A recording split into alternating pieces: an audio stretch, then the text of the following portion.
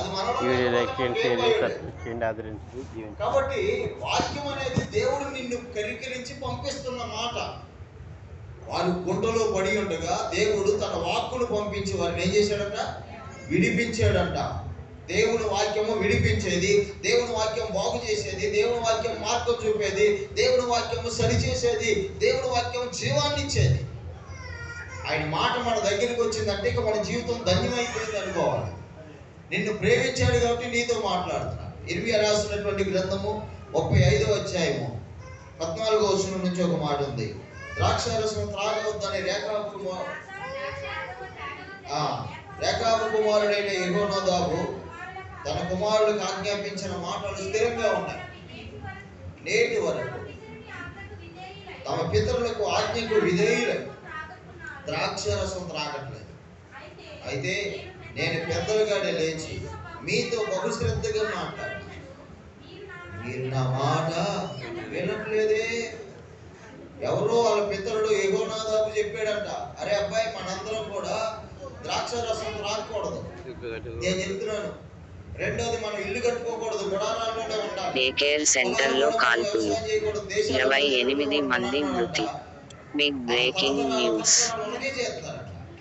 ద్రాక్షారసం త్రాగమని తీసుకొస్తే వాళ్ళు చెప్పారు, మా పితరుడైనటువంటి యెహోనాదాబు మేము త్రాగొద్దన్నాడు, మేము త్రాగం అన్నారంట. దేవుడికి ఆశ్చర్యం కలిగింది. అయ్యో, ఒక మనుష్యుడి ఆజ్ఞకే ఎంత కట్టుబడి ఉండాలి, దేవుని ఆజ్ఞకి ఎంత కట్టుబడి ఉండాలి. పెద్దలుగానే లేచి మాట్లాడు. 3 దినాలు ఉపవాసం ఉండి ప్రార్థన లేదు. ఎంతోమంది సేవకులను తీసుకొస్తా ఉంటారు. ఎవరి ద్వారా ఏ మాట అయితే వస్తుందో, ఎవరి ద్వారా ఏ విత్తనాలు విత్తబడతాయో, ఏ వాక్కు దేవుడు పంపిస్తాడో, సంఘము ఆ వాక్కు ద్వారా కట్టబడద్దనో, బలపరచబడద్దనో, ఒక నూతనమైన బలవంతుడు ఒక్కళ్ళేకపోయినా సరిపోద్దనో సేవకులకి ఆశ కలిగి ఉండొచ్చు. అనుదినం మాట్లాడుతున్న ఆ మాట మీరు ఏమైతే వినట్లేదు. దేవునికి స్తోత్రం కలుగును. కాబట్టి రేకాబు కుమారులు విన్నారు కాబట్టి మాట ఉంటుంది కదా, విదేశాలలో స్థిరపడడం అత్యంత సులభం.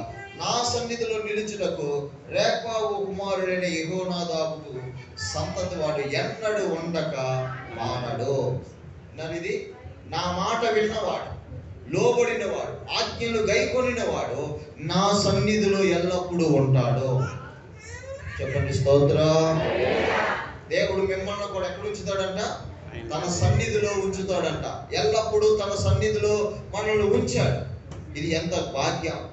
ఎంతమంది దేవుడి సన్నిధిలో ఉంటారని ఆశపడతారు. ఒకవేళ మీకు అది తెలిస్తేనే దాని విలువ తెలుస్తుంది. దేవుడి స్తోత్రం. మీరు ఇంటికి వెళ్తుండగా మీ వాకట్లోనో రోడ్డు మీద ఒక వజ్రం దొరికింది అనుకోండి, ఎంతమంది పట్టుకుని ఉరుకుతారు ఇంటికి? చెప్పాలి. మీరు ఇంటికి వెళ్తుండగా ఒక వజ్రం దొరికింది, ఎంతమంది దాన్ని హాయ్ స్పందించే హృదయం, దిల్ హై ఆ గయా, ప్రేమను తెలిపే ముఖం. తీసుకెళ్ళరా? అదేంటమ్మా మరి అంత వీక్ ఉన్నారు? నచ్చలేదు? వజ్రం అంటే ఇష్టం ఉండదా మీకు? ఏమ్మా తీసుకెళ్తారా అందరూ? దేవుడికి స్తోత్రం. తిరిగిలేదు. అయితే ఇంతకీ వజ్రం ఎంతమందికి తెలుసు?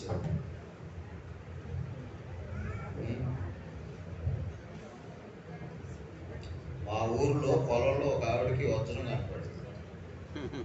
కాలుతో తన్నేసి వచ్చిందంట. తర్వాత ఇంకొకరు దొరికిందంటే వాళ్ళ పొలం దున్నుతుండగా అది ఎప్పటికీ కూడా ఏం చేస్తుంటుంది? ఆవిడ అంటా ఉంటుంది, చెబుతా ఉంటుంటుంది. దేవుని స్తోత్రం కాదు. చెబుతా అందరూ హల్లెలూయా. గమనించారా? ఒక సంగతిని గూర్చి మనకు తెలియకపోతే దానిది మన దగ్గరికి వచ్చినా మనం తీసుకోం. దాని విలువ మనకు తెలవకపోతే దాన్ని స్వీకరించాం. అర్థమైంది మీకు? డబ్బు కావాలా, కృప కావాలా అన్నాడు అనుకోండి. కాబట్టి 1 లక్ష రూపాయలు ఉన్నారు, కట్టలు అక్కడ పెట్టి కృప కావాలా, ఇక్కడ ఆయన ఆశీర్వాదం ఇస్తాడు. డబ్బు కావాలంటే అందరూ ఎటు ఉరుగుతారు? ఎటు వెళ్తారు? ఎందుకోసం? కృప గురించి మనకు తెలియదు కాబట్టి. దేవుని సన్నిధిలో నిన్ను ఉంచుతాను, ఇదిగో అక్కడ బంగారం ఉంది, ఏం కావాలి అన్నావు అనుకోండి. దేవుని సన్నిధిలో ఉంచడం అంటే ఏంటి? ఆత్మాను గుళ్ళోనే ఉంటున్నాం కదా మనం. దేవుని సన్నిధి ఏంటి? దాని విలువ మనకు తెలియనప్పుడు దాన్ని మనం ఏం చేయలేం, స్వీకరించలేం. యెహోవా మాట వినినవాడు, ఆయన ఆజ్ఞకు లోబడినవాడు రేకాబీల కుమారులలో ఒకడు నా సన్నిధిలో ఎప్పుడు ఉంటాడు. దేవుని సన్నిధి అంటే ఏంటో మెసేజ్ తెలుసా? వాట్సాప్ ఒకసారి 48 మెసేజెస్ ఫ్రమ్ 7 చాట్స్. 32 వచనంలో వీళ్ళు ఈ మాట అంటారు చూడండి. యెహోవా, మేము యెహోవా సన్నిధిని యుద్ధ సన్నద్ధులమై నది దాటి కానాను దేశంలోనికి వెళ్తాం. ఎక్కడ వెళ్తారంట? యెహోవా సన్నిధిలో. చెప్పండి అందరూ స్తోత్రం చెప్పండి. యెహోవా సన్నిధిలో యుద్ధానికి సిద్ధమైపోయాం. ఒకప్పుడు ఇటుకలు తోలుకున్నారు, ఒకప్పుడు ఎవరో కొరడాలతో కొడితే దెబ్బలు తిన్నారు, ఒకప్పుడు ఎవడో అన్నం పెడితే తిన్నారు. ఈ రోజు 41 new notifications. Switch to the new way to PC with Samsung Galaxy Book 2 Pro 360. ఏంటంటే యుద్ధ సన్నద్ధులమైపోయాం. యుద్ధానికి కావలసిన బలం దేవుని సన్నిధిలో ఉంది. యెహోవా సన్నిధానములో ఇశ్రాయేలీయుల 12 గోత్రాల కర్రలు తీసుకొచ్చి అక్కడ పెడితే అహరోను కర్ర చిగురించి పువ్వులు పూసి బాదం పండ్లు కాసింది. దేవుని సన్నిధిలో ఉండే కుటుంబాలు ఏం చేయబడతాయంటే ఫలిస్తాయి. కాబట్టి యెహోవా సన్నిధి, దేవుని యొక్క ఆజ్ఞలను గైకొనువాడు, ఆయనను ఏం చేస్తున్నాడు అంటండి? ప్రేమించువాడు అని. దేవునికి మహిమ కలుగును గాక. దేవుని స్తోత్రం. కాబట్టి ఇప్పుడు మనం ఏం చేయాలి? దేవుని ప్రేమించాలంటే ఆయన నీతో మాట్లాడే మాటలను ఏం చేయాలి? వినాలి. మీరు వింట మొదలు పెడితే ఆయన ఎక్కువసేపు మాట్లాడతాడు. ఆయన మాటలు ఎంతో గొప్ప కార్యాలు జరిగిస్తూ ఉంటాయి. ఆయన మాటలు ఏం చేస్తాడ? ఈ విధంగా ఎవరైతే దేవుణ్ణి ప్రేమిస్తారో, యోహాను సువార్త 3:16 దేవుడు లోకమును ఎంతో ప్రేమించాడు కాగా తన అద్వితీయ కుమారుని విశ్వాసం వచ్చేవాడు నశింపక నిత్య జీవం పొందినట్లు ఆయన తన కుమారుని ఏం చేశాడంట? అనుగ్రహించాడు అన్నాడు. ఇక్కడ దేవుడు ప్రేమను చూపించాడు. ప్రేమ లోకమైన ప్రేమ కలిగి ఉన్నాడు కాబట్టి ప్రేమను చూపించాడు. ఈ ప్రేమకు ఒక పేరు పెట్టండి, త్యాగం. దేవుడు స్తోత్రం. ఏంటండి? ఇప్పుడు మూడు నిర్వచనాలు చూస్తున్నాం. ప్రేమ అంటే బాధ్యత, ప్రేమ అంటే లోబడటం, ప్రేమ అంటే త్యాగం. ప్రేమ ఉంది అంటే మాటలు కాదంట, క్రియలు. మీ బిడ్డల కంటే మీరు ప్రేమ ఉంది, వాళ్ళని చదివించాలి. ఎన్ని లక్షలు వేసి చదివిస్తున్నారు చెప్పండి? తెగించరా? ఈ బిడ్డలకు బలహీనంగా ఉంది. ఇప్పుడు ఇక్కడ కూర్చున్నారు, అక్కడ కింద పడ్డారనుకోండి, ఒక్కరు ఉండరు. ఇక్కడ తల్లి గవాళ్ళు లేచి ఉరికెళ్తాయి. ఎలా వెళ్తుందో కూడా అర్థం కాదు. త్యాగం, సమయాన్ని త్యాగం చేశాం, ధనాన్ని త్యాగం చేశాం, వారి పెళ్ళిళ్ళకి వారికి కావాల్సిన దానికి అవసరం అయితే అమ్మేశాం. బిడ్డల నిమిత్తమే అంటారు ఏదైనా? దేవుని స్తోత్రం గారు. బిడ్డల నిమిత్తమే. వారికి పేద వల్ల డబ్బులు ఉన్నాయా, లేకపోతే అప్పు, లేకపోతే ఉందా అని కాదు. ఉన్న ఇల్లు నమ్ముకుని ఇంకో చోట చిన్న గుడిసెలు వేసుకున్న వాళ్ళు ఉన్నారు. ఉన్నదంతా తమ బిడ్డల కొరకు పెట్టేసిన వాళ్ళు. ఏంటంటే త్యాగం. తల్లిదండ్రులుగా కుటుంబం ఎడల ప్రేమ ఎవరి మీద అవుతుందో వారి కోసమే త్యాగం అయిపోయి తెగించినప్పుడు దేవుణ్ణి ప్రేమిస్తున్నానని చెప్పే మీరు దేవుని ఎడల ఏ త్యాగం చూపించాం? సమయాన్ని త్యాగం చేసామా? ప్రార్థనకు వచ్చే వాళ్ళు ఎలాగొస్తున్నారు? ఖాళీ ఉండని వస్తారా? ఖాళీ చేసుకుని వస్తారా? చెప్పాలి. ఖాళీ ఉండని రాకూడదు. ఎలా రావాలి? ఖాళీ చేసుకుని రావాలి. మాకు ఒక సంఘం ఉంది, బ్రాంచ్ పాలచెర్ల ఊరికి. అక్కడ చాలా మంది మట్టి పనులు చేసుకునే వాళ్ళు ఉంటారు. అక్కడ మా ఊరు పక్కన ఉన్న ఊరిలో సంత బుధవారం ఉంటుంది కాబట్టి అందరికీ లేబర్ పని చేసుకున్నాడు బుధవారం సెలవులు ఇస్తారు రైతు వారి. కానీ మా వాళ్ళు ఏం చేశారంటే పనికి వెళ్ళే వాళ్ళు అందరూ ఆదివారం ఎగ్గొట్టడం మానేశారు. ఆదివారం మానేసేసి మేము రామన్నారు. అందరూ ప్రార్థనకు వస్తారు, చాలా మంది వస్తూ ఉంటారు. అయితే రాను ఏమైపోయిందంటే ఊరికి బుధవారం సెలవు కాస్త ఊరికి ఆదివారం సెలవు అయింది. దేవుని స్తోత్రం. ఊరికే కారణం ఏంటంటే ఎవడో ఒకడు మొదలు పెట్టాడు, తెగించాడు. రేపు పిలిచాడు, పనికి వెళ్ళకపోయారు. ఆయన చూసి ఇంకొకరు చూసి అక్కడికి అన్యజనులు కూడా ఆదివారం మానేస్తారు. మానేసి వాళ్ళు చేసుకునే పండుగలు ఆటలు చేసుకుంటారు. ప్రార్థనకు వచ్చేవాళ్ళు ప్రార్థనకు వస్తారు. సమయాన్ని త్యాగం చేయాలి, ధనాన్ని త్యాగం చేయాలి. బైబిల్లో అరిమతి యేసేపు అని ఒక ఆయన ఉంటాడు. మార్కు సువార్త 15వ అధ్యాయంలో ఇతని గురించి ఇచ్చిన ఒక సాక్ష్యాన్ని మీరు చూడండి. 15వ అధ్యాయంలో చూడండి, 45వ వచనం చూద్దాం.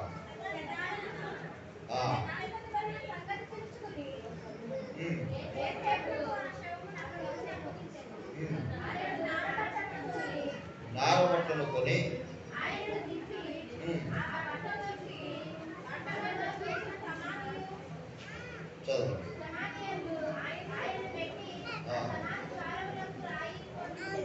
ఈ పైన చదవండి 43వ వచనం. కనుక సాయంకాలం అయినప్పుడు అరిమతె యోసేపు తెగించి, ఆ పదం గుర్తు పెట్టాలి. ఇది సరిగా బైబిల్లో ఎక్కువ ఈ పదాలు దొరకవు, అంతగా ఎవరి గురించి ఈ పదాలు వాడలేదు. కానీ అరిమతె యోసేపు అని ఆయన గురించి వాడాడు. ఏం వాడాడు తెలుసా? తెగించి, త్యాగం. ఏం తెగించాడు? అతను ఒక ఉద్యోగం, అతను సెమినారియం అనేటువంటి సభలో ప్రధానమైన వ్యక్తి కాబట్టి నేను యేసుక్రీస్తు బిడ్డను అంటే ఆ సెమినారియం తీసేస్తాను. తెగించాడు. అంటే ಒಂದು ఉద్యోగం పోతే పోయింది. రేపొద్దున ఇతడు యూదుడు, యేసును వెంబడిస్తున్నాడని తెలిస్తే చంపేస్తాడు. తెగించాడు. ఉంటే చచ్చాడు. అతను ఒక ధనవంతుడు. యేసుక్రీస్తు ప్రభువారిని గంటల వ్యవధిలో తీసుకురావాలి. 3 గంటలు సిలువేశారు. 4, 5, 6 గంటలకి శూన్యం. నేను మొన్న మళ్ళీ ఇజ్రాయేల్ వెళ్ళి చేస్తూ 3 వారాలు అయింది వచ్చాడు. మొన్న మార్చిలో వెళ్ళాను. మళ్ళీ నా భార్యని పంపిస్తే మీరు లేకుండా వెళ్ళాం. వాళ్ళ ఆవిడ కోసం మళ్ళీ మొన్న వెళ్ళాం. జస్ట్ 2 వీక్స్ అయింది వచ్చి. 6 అయ్యేసరికి ఇజ్రాయేల్ దేశం అంతా శూన్యం అయిపోతుంది. 6 గంటల నుంచి వాహనాలు తిరగవు, ఏవీ తిరగవు. శుక్రవారం సాయంత్రం 6 గంటలకు బంద్ అంతే. ఇప్పుడు ఎలా ఉందంటే ఆ రోజుల్లో నిష్ట కలిగిన ఆ కాలంలో ఆర్థోడాక్స్ యూదులు ఆ కాలంలో భయంకరమైన నిష్ట. అప్పుడు ఎలా ఉంది? 3 గంటలకు సరిపోతే 4, 5, 2 గంటల్లో ఆ బాడీని తీసుకొని సమాధి చేయాలి అంటే ఎంత తెగించాలి చెప్పండి. పిల్లలతో మాట్లాడాలి. డబ్బులు ఇస్తే కానీ పని అవ్వట్లేదు ఆ రోజుల్లో. డబ్బులు ఉంటేనే కదా అమ్మేసింది, డబ్బులు ఉంటేనే కదా చచ్చిపోతే అబద్ధాలు మాట్లాడింది, ధనానికే కదా. యేసేపు తెగించాడు. ఎక్కడ ఏది కావాలంటే అది తెగించి యేసు ప్రభువారు సిలువ మీద నుండి తీసుకుని సమాధి చేశారు.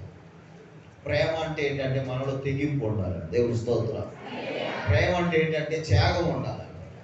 నీ గురించి రాయబడాలి. వారి పేర్లు, ఆ సహకారుల పేర్లు ఎక్కడ రాశాడంట? జీవగ్రంథంలో రాసేసాడంట. వాళ్ళు తమ కలిగినటువంటి వాటిలో ఏం చేశారు అంటే పరిచారం చేయడం మొదలు పెట్టారు. లోకస్వార్థ 8 వచ్చి ఒక స్త్రీలు ముఠా ఉంటుంది. వారు తమ కలిగినటువంటి ఆస్తిలో దేవుడి కోసం పరిచారం చేస్తే వీధులు తిరుగుతూ స్వార్థ వ్యాప్తిలో వారు పారిపోకస్తులు అయిపోయారు. దేవుడి పిల్లల్లో తెగింపు లేకపోతే లోకం ఎడల, అన్యజనుల ఎడల, ఆచారాల ఎడల మనలో ఒక తెగింపు ఉండాలి. ఎప్పుడైతే ఈ విధంగా నువ్వు తెగించి దేవుని సన్నిధిలో త్యాగభరితమైనటువంటి జీవితాన్ని గడుపుతావో అప్పుడు దేవుడిని ఎడలో కార్యం చేస్తాడు. ఆఖరికి మాట చదివి ముగించుకుందాం. చూడండి, రోమా పత్రిక 8వ అధ్యాయము 28వ వచనం చూడండి. బాధ్యత కలిగిన వారు, తెగించిన వారు, త్యాగం కలిగిన వారు, లోబడే వారికి అంట దేవుడు చేసే పని ఏంటంటే దేవుని ప్రేమించు వారికి అనగా ఆయన సంకల్పము చొప్పున పిలువబడిన వారి మేలు కలుగుట సమస్తము సమకూడి జరుగును. స్తోత్రం చెప్పండి అందరూ. హల్లెలూయా. దేవుని ప్రేమిస్తున్నారా? ఒకవేళ ప్రేమించడం అంటే ఈ రోజు నుంచి దేవుని ఎడల మీకు ఏముండాలి? బాధ్యత. చూడండి, కొంతమంది వస్తారు కూర్చుని ఇప్పుడేంటి అంటే బూజు పట్టింది అంటారు. బూజు పట్టిందని చూసింది నువ్వేగా. ఎవరికి చెప్తున్నారు చెప్పండి? అందరూ మనమే. ఎవరికి చెప్తున్నారు? ఎవరితో పాస్టర్ గారు చెప్తారా? బూజు కనపడింది నీకు కాబట్టి నువ్వు తొడవమని దేవుడు నీకు చూపించాడు. అది ఇక రేపటి నుంచి నీకు ఏదైనా సమస్య కనపడింది అనుకోండి, ఇంకొకరికి చెప్పడానికి కాదు, నువ్వు చేయటానికి. ఇవన్నీ ఇక్కడే వదిలేసాడు అనుకోండి, ఎంత తప్పు వీడు తీడు. ఇదేంటి ఇక్కడే పెట్టారు, పొద్దున్న నుంచి ఇక్కడే ఉంది, కుర్చీ ఏంటి తీ. నువ్వు ఎవరికి చెప్తున్నావు? బాధ్యత అంటే అదే. మంత్రి ఏడల బాధ్యత, సంఘం ఏడల బాధ్యత, పని ఏడల బాధ్యత, శ్రద్ధ నీకు ఉన్నప్పుడు నీ శ్రద్ధ భక్తిని దేవుడు చూస్తాడు. భక్తి ఉంటే కాదంట. సునేమి పట్టణస్తులు ఏం కలిపింది? ఎలా చేసింది? శ్రద్ధాభక్తి. ఎలీషా అన్నాడు కదమ్మా, నువ్వు ఎంత శ్రద్ధాభక్తి చూపించావు, నీకేం కావాలని అడిగాను. దేవుడి ఏడల శ్రద్ధ మీకు ఉందనుకోండి, మీరు వచ్చి అడగడం కాదు, దేవుడు వచ్చి మిమ్మల్ని అడుగుతాడు ఏం కావాలండి. దేవుడి స్తోత్రం. హల్లెలూయా. ఏది గొప్పది? మనం అడగటం గొప్పదా, ఆయన వచ్చి అడగటం గొప్పదా? అందుకొరకే బాధ్యతగా, శ్రద్ధ కలిగిన వారిగా మందిరం ఏడల, ప్రజల ఏడల, సంఘం ఏడల ఉండగలిగా. రెండవది లోబడాలి, మాట వినాలి. ఏం చేయాలంటే ఆత్మస్వరం వినాలి, వాక్యం స్వరం వినాలి, దైవజనుల స్వరం వినాలి, ఆజ్ఞలను గైకోవాలి. ఇక మూడవది త్యాగం కలిగి ఉండాలి, తెగింపు కలిగి ఉండాలి, కాబట్టి బలిదానం అయిపోయిన వారిగా ఉండాలి.